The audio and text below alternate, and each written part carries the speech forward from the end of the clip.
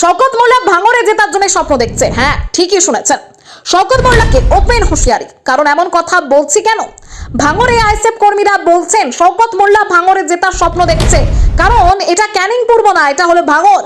ভাঙড় সাধারণ মানুষকে পথ দেখায়, এটা শওকত মোল্লার ভাবা দরকার। এবং এখানে 2021 সালে নওশাদ সিদ্দিকী জিতেছিল, 2026-এ আবারও নওশাদ সিদ্দিকী জিতবে। আরো কি বলছেন শোনাবো বিস্তারিত খবরে। শওকত মোল্লা তো স্বপ্ন দেখছে, তবে ও শওকত মোল্লা বুড়ি স্বপ্ন দেখছে। শওকত মোল্লা জানে না যে ভাঙড় এটা ক্যানিং না, এটা ভাঙড়। ভাঙড়ের ছেলেরা লড়াই করতে জানে। ভাঙড় টোটাল বাংলাকে পথ দেখায়। শওকত মোল্লা ওটা স্বপ্ন দেখছে দিনে। শওকত মোল্লাকে দিনের বেলায় তারা দেখিয়ে দেবে ভাঙড়ের মানুষ।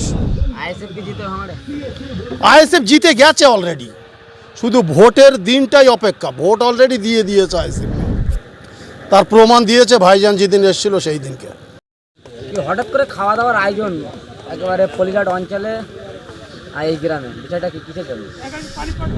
বিশেষ করে খাওয়া দাওয়ার আয়োজন এই কারণে আমরা করলাম, আনন্দর খাওয়া। এটা ডাল আলু খিচুড়ি করে আনন্দর খাওয়া খেলাম, পেট ভরেই খেলাম।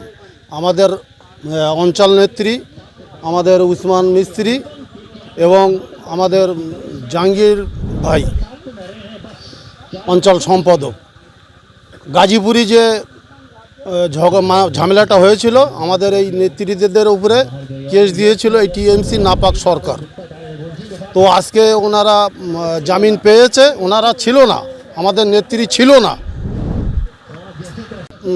উপরে সব কেস কাবারি দিয়েছিল। গাজীপুরি যে ঝামেলাটা করেছিল ওরা নিজেরা এসে করেছিল, আমাদের নেতারা ওখানে ছিল না, অন্য অন্য কাজে ছিল।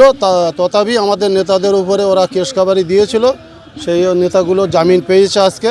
সেই আনন্দই খুশিতে আজকে আমরা এই খাওয়া দাওয়ার প্রোগ্রামটা করলাম নেতাদের নিয়ে। এই উসমান সাহেবের নাম একেবারে জড়াচ্ছে, তিনি কি ছিলেন সেই ভাঙচুরে? ছিল না। আরে উসমান কিংবা জাহাঙ্গীর, আমাদের যা নেতা আছে অঞ্চলে, পলিহাট 1 নম্বর অঞ্চলে যে সমস্ত নেতা আমাদের যা নেতৃত্ব দেয়, ওই নেতাদের উপরে চুল পরিমাণ খুঁত নেই। একেবারে পবিত্র হালতে ওরা জীবনযাপন করে এসছে, আমরাও করে এসছি। তথাপি এই নাপাক সরকার এরা হিংসায় মরছে। হিংসা করে এদেরকে কেস দিয়ে এতদিন বাইরে এরা ছিল, জামিনই বার হয়েছে। আজকে আমরা সেই খুশিতে আনন্দ করে রান্নাবাড়া করে খাওয়া দাওয়া করলাম। শওকত মোল্লা বলছে ভাঙড়ে জিতবে, তাহলে কি হারার ভয়ে কি এইসব মিথ্যা কেস দিচ্ছে নিজের গাড়িতে বোমা মেরে?